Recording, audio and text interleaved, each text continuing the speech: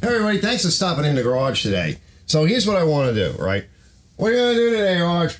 Well, fellas, all right, since you've asked, I want to work on a lift table, and I want to work on the big tractor, the Simplicity tractor. And so here's the scenario, right? So for you guys that are interested, maybe catching this video out of the ordinary, whatever, you're just kind of surfing and it comes up on your feed. So let me just fill you in a little bit. So I got this cool lift table a couple of years ago. You might want to check out the video on that. I did 2 videos. The first video is an unboxing and setup, and it's a long video, but like, guys, look, one, I'm getting better at doing videos, so I should have made it a little bit shorter, but in my defense, guys, you're talking about spending $1,000, $2,000 or more on a lift table, ATV, motorcycle style table. My thinking was at the time, you can scroll through it, kind of like weed through it, pick what you want, because if you're going to be plunking down that much money, I wanted to try to show the thing. I bought it. It's my money. This is not a promotion or anything. The second video, fellas, is like a 1 year later review. So yeah, I've had a little bit more than a year. So that's a more recent video. Sometime, this is 2023. So I did the video sometime in 2022. That's a short video, and you might want to check that out. We've also done a couple other little things to the table. I did a modification, which will show you here, where we put the winch on it, right? So I had this winch laying around. You might want to check out that video as well. That was a lot of fun, and it's just been a nice feature, an additional feature to put on the lift table. I really like it. I made a lift table. That's a different video. I made that a couple of years ago. I actually made one from scratch and from just stuff I found. I call it Obtanium. You might want to check out that video. I'll put all these links and stuff in the description. So that covers that. So we're talking about the lift table, but we're also talking about the Simplicity Sunstar is a little heavy. And so one of the things that if I'm going to regret anything, is that I wish I had a little bit more money, because I would have bought the 1,500-pound lift table. It's basically the same table, fellas. The difference being is it's a little stronger in a few areas, and it has an air over hydraulic. This is just pneumatic. It's got a big air cylinder in there. And that's just this brand, right? So like I said, I'll put some links and stuff. So here's my thing. So sometime last year, maybe whatever it was after I got the table, I've had the Sunstar up on the table, stripped down, no extras on the Sunstar, just the Sunstar itself. And it was warping the leaves, right? So these are extra leaves that go on, because it starts life off as a motorcycle lift table, which is excellent for. But then you buy these leaves as part of the kit, and it's got these bars that go through, and it's very strong, except there's no support in the middle. And what I'm thinking is we're going to use these bolts and bolt it in, because it's already somewhat warped these leaves a bit. And, I don't want to make it worse. So I think a simple solution would be we'll put the bolts in. I got some nice bolts here. What are they, like 1/2 inch or something, 5/8? I don't know. I don't pay attention. Okay. When you do this stuff long enough, you just like rummage through your stuff and you're like, oh, look, this will work. I got 4 of them too with nuts. So that's what we're going to do. We're going to lay it out. Drill it out, try to make them, equidistant and whatever. I'm going to figure that out. I just want to show you that. And then we're going to do a test. I got the Sunstar ready pretty much to come up on here. And I have some work to do on that. And how much of this video, I don't know, they might kind of meld together. So first thing is I want to get the winch off. Okay. We'll get the winch out of the way, because I kind of need that area. And the winch doesn't always need to be on. And I made it to where it just bolts on. It's pretty simple. So I'm going to do that. Clean everything up, lay everything out. I'll bring you guys back and just kind of, tag along with me. Let's just hang out and shop a little bit and fool around. Just some ideas. And I think even on the last video, I shared some ideas on ways to make this table a little bit stronger and lift a little bit more, and in the future. And it's very similar to the one that there's a version of it there's one that's like 2,000 pounds. That is a little bit of a different table. Yeah. There's one that's like 1,500 or so, and it's not that much different. The steel and all of that is pretty much the same, but I think we can do some reinforcing. And even with this air cylinder, without changing it out right away, I think we could, let's just take a guess, right? I think we could get this table to comfortably support 1,200 pounds, 1,300 pounds, right? 1,500 might be a stretch without a better cylinder, but I think if we could just put a guesstimate on it, 1,250, right? All right, stay with me. I'll see you guys in a minute.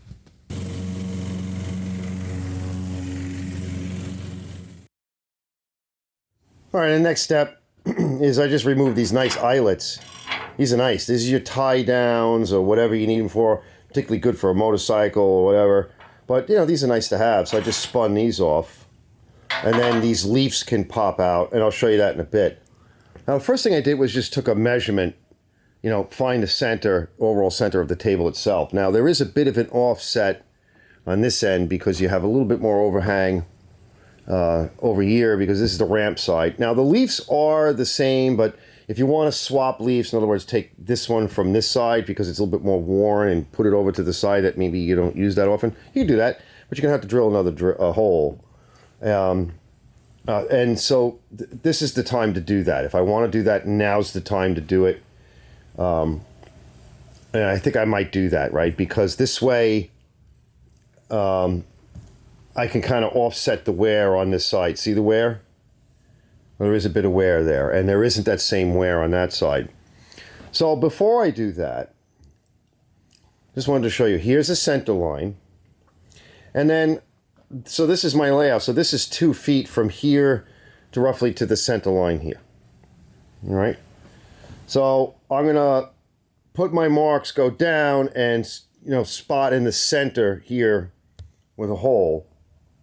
I think I'll do that next. And then I'll come over here and I'll switch the leaves and we'll figure out where to put this hole so that we can swap the leaves now and just kind of offset the wear. You don't really have to do that, but, you know, considering that if I'm going to be drilling a hole, right, I'm going to have to drill a hole here and then move it over to there and then transfer drill or transfer punch or whatever onto the main frame. So that's what I'm going to look at doing now. So here's the pipes. You can see the extra holes. Not sure what they're for. Maybe probably a different lift scenario, right? Different mechanism or whatever. Because they do have some differences. So this is the one that is a little bit damaged. So I'm going to flip it over to that side. I cleaned everything so that, well, first of all, it was disgusting. And secondly, this way I can make my marks and I can see what's going on. And, you know, because you can't put a marker on filth, an oily, gross filth. All right. Let me flip everything.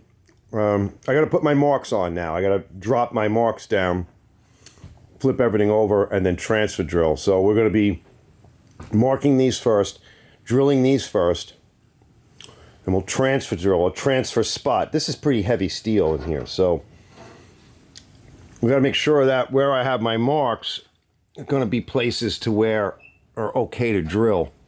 It's going to take a little while to do it. All right, we'll be back. For a future mod, what we can do is this hole here is not in the way of this mechanism, which you can see up in there, right? You should be able to see it. It may not focus, but here's where the bearing surface is, right, for this part of the lift. The other part is fixed. This is the part that moves. And so it doesn't go this way, it goes that way. So this probably won't work and it wouldn't be necessary.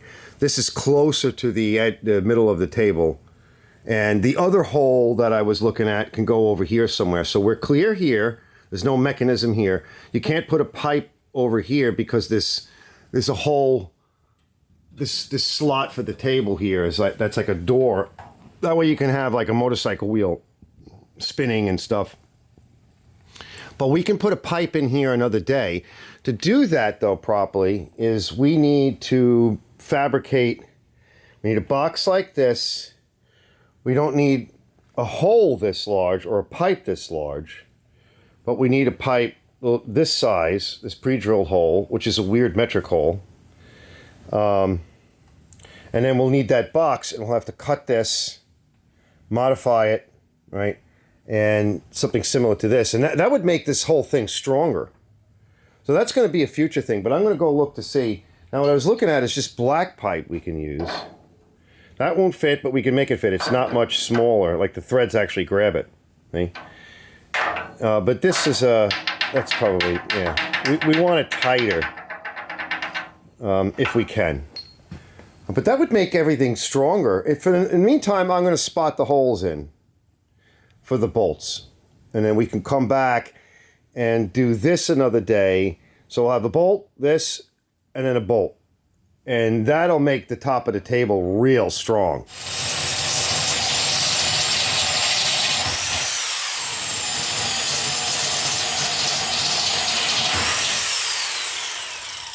I love uni bits. Let me do the others. All right, drilled. All's I gotta do. Yeah, let me get the bolt. I love those uni bits. Let me just get from behind. Oh, easy, fellas. Get from behind and deburr, and then we're gonna bring it up here. Lay it on here, you know, push them on these pipes, and then we'll transfer mark. When I say transfer drill, it's transfer mark. And then find the center, and then I'll drill the table itself out, and then we're almost done. All right, there's the hole, and what I did was I put a clamp on and lifted it up because there's quite a bit of slop, you know. So to get everything level and take up some of that slop, because the slop is coming from here, right? There's still a bit of slop in it. I don't think I can lift it up anymore. But I got it lifted up. Over here is nice. It's a little higher.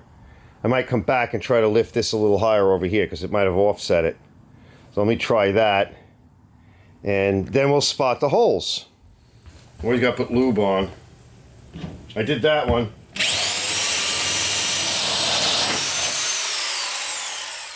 Nice. And that's double thick, right? Because there's this whole track that goes some of the length, most of the length of this, so it's where the wheels ride in. So that's like double thick of the leaves. All right, let me deburr that, clean up a little bit, and then we'll bolt this one on, and I'm done with this side. Well, just a standard, you know, I use them as deburring, but these are chamfering tools. So you could put a chamfer, you could do a lot of things. Don't go too fast with big drill bits.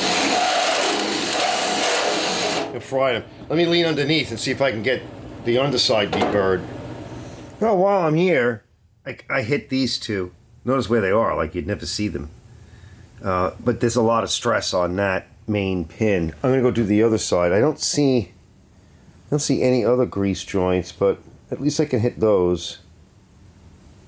Let me look around. Well, I got this one done, right? Tomorrow I'll finish the other side. Nice and tight, it's clamped up nice. There's no movement, and I'll tell you, it'll be really nice when we get that pipe in there. I figure what we can do is, if I don't have square tubing, you know, I can just use a round tubing that's just bigger than the tubing that passes through it, you know, in it. So, tomorrow when I get up, I'll just finish this. I just got to drill these holes and deburr, and then we'll bolt it up, and I'll spot the hole in down on this end. And once everything is bolted together, because it's going to change a little bit. So I'm going to make sure. I did have some issues with dropping the leaf in, not the leaf, the ramp in, because I don't know if it was the hole was in the wrong spot. I think what happened was the finger, that big heavy steel finger, one of them or two of them got a little bent, maybe in shipping. We'll sort that out tomorrow. I just wanted to show you guys, I have a small collection of these uni bits. I call them uni bits, step bits, right? This is the one I was using, right? This is a gold iridite or whatever, the coating, which helps. It's a side cutter too, so you can sharpen it. I see here, this one's a little bit. You take a grinder and you go down the edge and you just roll back a little bit and create a fresh, you know, edge on there. No chamfer or anything. And all the different sizes. The nice thing about these is, one, that you can sharpen them. You know, for a time you'll get it. This one definitely needs to be sharpened. I just use a disc grinder, you know, with a fresh disc, and get it locked into a vise or something. And you can use a grinder too, a grinding wheel, if your wheel edge is super sharp and fine.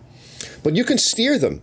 Okay, so if you're going into a hole, like notice, like when I did my holes, I drew a circle. Or like a big white circle or whatever, or sometimes I use a grease pencil. And so you tap the center, you center punch the center, and you pilot with a small bit first. That's what I like to do, even though these will cut, you know, because the tip, if it's sharp. But I like to try to go with a small, like 1/8 drill bit first, like a pilot. But then as you're going, if you see it's walked to the side and it looks like it's not going to quite line up with the, you know, removing the paint or the marker or whatever, and it's like you're going to leave some, and you know the hole is going to be a little off center, you can steer it. You just lean into the bit and try to shove it in a direction that you need to take more meat. They're also very useful for tin, right? For sheet metal, because it doesn't grab the same way. The way it grabs on the side is a little easy to deal with. And I just cut through some big steel, right? I mean, if you can see it, let me see. You could probably see it. See that? There's like 2 sheets of steel in there, 2 pieces. One of them is like an angle iron type steel, right? It's like a U-channel. So yeah, it'll go through, right? See it here? All right, that's our hole that we just made. Same material, right? See, that's probably a better one. You can actually see there's a gap. They're not sitting close to one another. All right, I just wanted to show you guys that in case you didn't know. You know, because I have a friend of mine that didn't like these until he started using them. And plastic too, wood, whatever. All right, we got it all together. I'm just going to sponge down a little floor wax on it. I already had some on there, that's why it looks so nice, but we're going to give it one more coat now that we're done.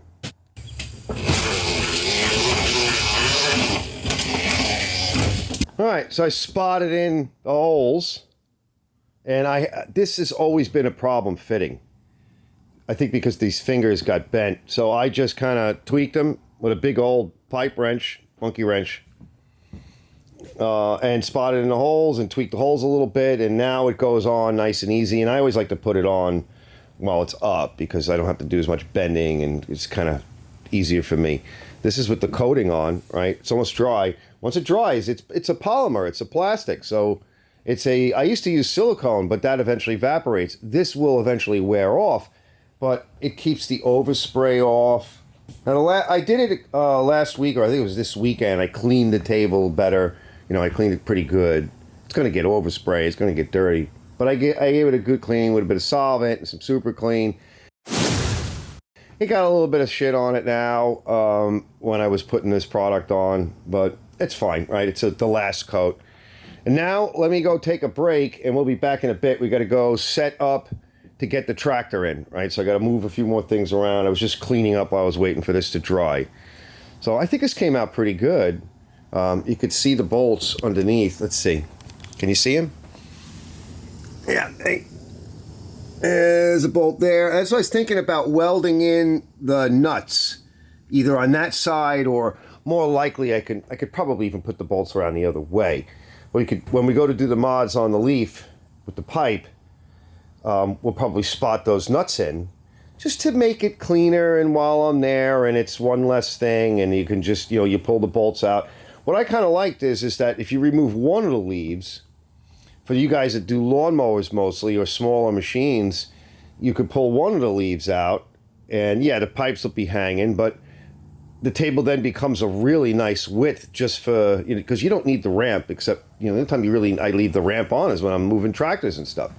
The rest of the time I take the ramp off because it's kind of in the way, right? So you don't need it. You want to put a lawnmower on, it's like 6-inch, rise off the floor. That's nothing. So, leave one of the leaves off, right? Put it to the side, leave the ramp off. This way you have the availability to do a bigger machine or whatever. But if you're mostly just doing smaller machines, just that width of, one leaf and then the center part, and then it's still easier to get to, let's say, a motorcycle or a mini bike or a moped or something. Probably wide enough at that point, even for like a small go-kart. If tight shop, right? My shop's tight. It's not as big as you think. Once machines start coming in here, fellas. All right, we'll be back in a bit, and we'll see what it looks like with the big machine on it.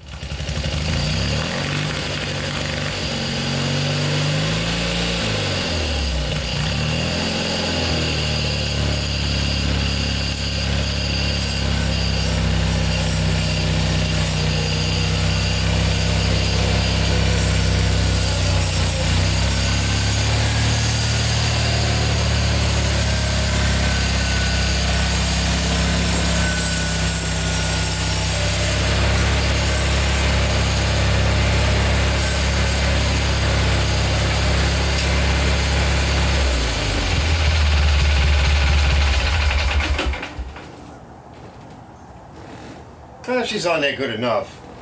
Maybe you can slide it over a little bit. It It's heavy though, and my back is starting to hurt, but maybe we can just give it a little kick. Yeah. Oh, she's beautiful. Let's bring it up a little bit so you can see. All right, this will drop off. I'll show you. This is just this board over here is just to kind of keep it from kicking in, because that work table is not going to go anywhere. Here, let's take a look. All right, so what we need to get to is over here. Let me turn a little light on. All right, this is all out of alignment. It busted one of the belts. We got to figure out what's going on with that.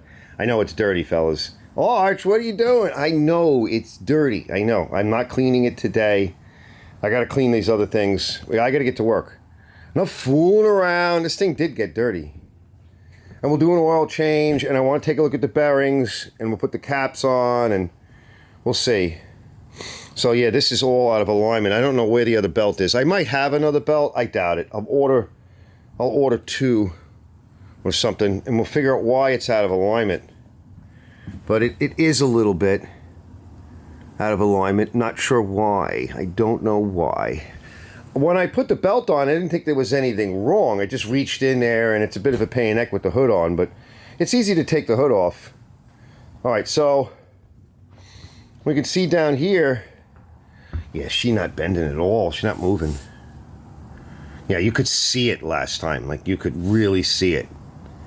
You know, I think once we get that support in there, which will be another, episode, but it'll really be sweet. And then we'll work on fooling around with the rest of this lift. But isn't that nice? All right, I got to get to work. I'll be back in a bit. We got to do an outro. All right, it's the next day, and I'm glad I did what I did yesterday. This time of year, when it gets nice out, it's nice to go outside and do what I call gardening out in the yard, right, with all the machines and everything, out in my garden. So this time of year, yeah, you got to get out there, and when you get that, it was so warm yesterday. It was almost t-shirt weather, really, especially after being in really cold weather for a period of time. It's just wonderful being able to get out and take care of some things, move stuff around. So I'm pretty happy with that. Now I got a separate video. I'm going to do a little bit of work on this machine here. I'm going to do a tune-up. I got to do with the belts. I'm going to put the snow thrower on, a few other things, and then get around back into the garage for final fit. But it's nice to be able to put any machine up on a table. It's a back saver. It's a knee saver. It's just a fatigue saver, especially as we get older, fellas, right? I'm old now. I'm getting real old, right?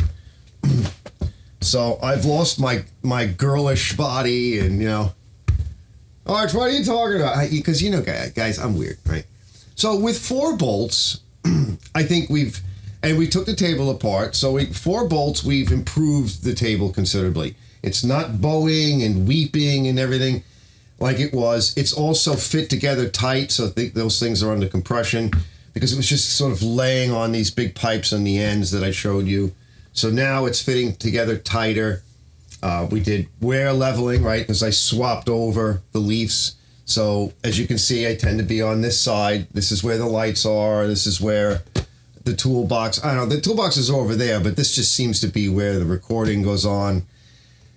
And we're also able to look at the leaves and see what we can do for the next modification. And to our pleasant surprise, we can actually put another pipe in, come all the way out, past the end of the leaf, just like these guys down here, which you probably can't see, but you remember. And and that'll provide, really good support all the way out to the very end of these leaves. So anything, heavy in the, we'll say 1,200-1,300 pound range, or anything just in general, it's going to give it that support, right, with the bolts. And I was thinking it doesn't have to just be pipe, it could just be cheap black pipe. I don't think it's 3/4. I think it's the next size down. I want to say 5/8 or something, whatever it is. We can also use threaded rod. Now that's a little bit more money, but the nice thing about threaded rod is we'll cut it to length, maybe buy a little extra, because I like to have threaded rod around. I just don't have anything that long. Put your nuts on the end, and you can now have it all under compression as well, right? So we have the bolts under compression, we have the threaded rod under compression, everything pulling in nice and tight, and out to the perimeter, and it's not going to go anywhere. And then once that's done, the top of the table is as tight as it's going to get. It's going to be as strong as you would need it to be. Now I was looking at some of the other tables, and some of the other tables on the outriggers, or even the inside section of the table, you know, where the metal makes that right-hand turn, that's where all the strength is. And some of them have a much larger or taller piece of material on that right angle, and the more material you give it, even if you put holes in it, but the more material you give it, the stronger it's going to be. You know, like a girder in a sense, like an I-beam or whatever. It's just going to be stronger. Now you could add material like that on as well. Now, again, fellas, this is for me. This is my table. It's a Black Widow table. This is how I use the table. I'm just trying to inspire you guys to get out there and do something. And if you have a similar table, just with some simple stuff. I've been working on this table now. I haven't had it for very long. And as the newness wears off, I'll be more likely to go in and do a little bit of grinding and welding and cutting and modifying. Again, you can check out the video that I made on the Obtanium table that I made, which is completely from scratch. But it's not just from scratch. It's made from Obtanium, stuff I found laying around, right? You know, mostly free. Now, a shout out to my buddy Arthur, who, when I was much younger, he's older than me, so he was in many ways, you know, somebody that provided guidance, inspiration, and you know, we're a steward of everything really in this world, right? Because we don't get to keep it, we don't get to take it with us when we go, so we're really only just borrowing stuff. And it's nice to have somebody in your life that, at any time, but in those days, you know, he gave me a lot of, you know, guidance and inspiration. And one of the things that he often said was if you had to make everything from scratch, you'd get nowhere, right? I'm really paraphrasing, deep paraphrase. My understanding of what he would often show me, if you could take something existing and work it into the part that you're looking for, i.e. modification, right? You're going to save a lot of time. Look around, keep your eyes open. And that's why I'm always collecting stuff, because I'll be like, ooh, I could use that. Well, what are you going to use that for, Arch? I don't know, but I can see it has things, there's merits about it that I can just sort of put it somewhere. You know, the trick is finding it if you've put it somewhere and being able to keep it somewhere in a stash and hoard it.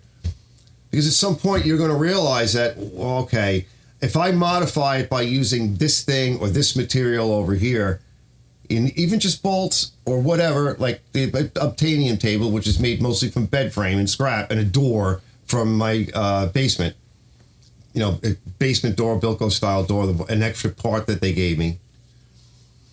It becomes something useful and something you can take forward into the future, especially these mechanical things. They're durable goods, and tools and things like this, durable goods that'll help you save time and save money and even make money and save your body for, you know, in the future. And they're fun to do. So I'll see you guys in the next one, and stay tuned maybe for this project coming up. Thanks for watching Arch's Garage.